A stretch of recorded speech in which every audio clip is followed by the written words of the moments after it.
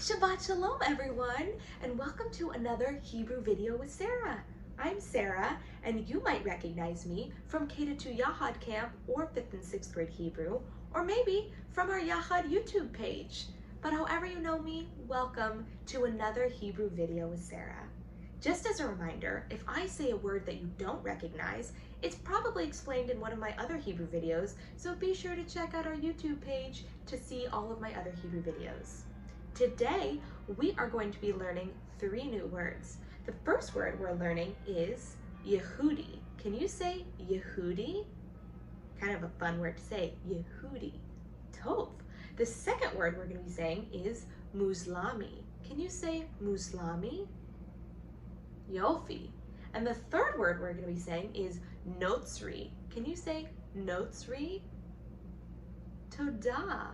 So we've been talking a lot about Yisrael and Yom HaAtzmaut, which is Israeli Independence Day, and the Anashim that live in Yisrael. So there are so many different Anashim that live in Yisrael, and they might look just like us and act like us and celebrate being Jewish and go to Shabbat services, maybe even watch these Hebrew videos. And some of the Anashim in Yisrael don't look anything like us and maybe are even a different religion. So there are 3 main religions in Yisrael, and we just said all of them.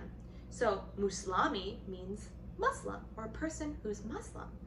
And Yehudi is a Jew, or someone who is Jewish.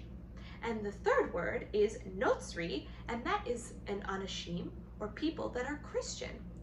So even though Yisrael is a Jewish state, there are so many different Anashim that live in the Eretz of Yisrael.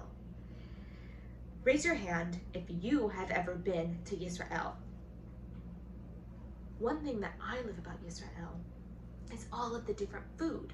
Just like New York, they have so many different kinds of cuisines because there are Anashim from around the world, and so many different people that have different religions and different cultures. So they get to bring some of that in food, and then we get to meet all of those Anashim and learn about their background and their culture, and sometimes get to taste their delicious delicacies from their culture.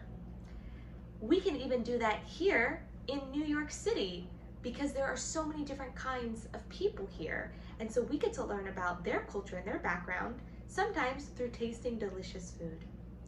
I hope that you enjoyed learning these 3 new Hebrew words with me, and have a great rest of your Shabbat. Bye everyone, Shabbat Shalom. See you next week for another Hebrew video with Sarah.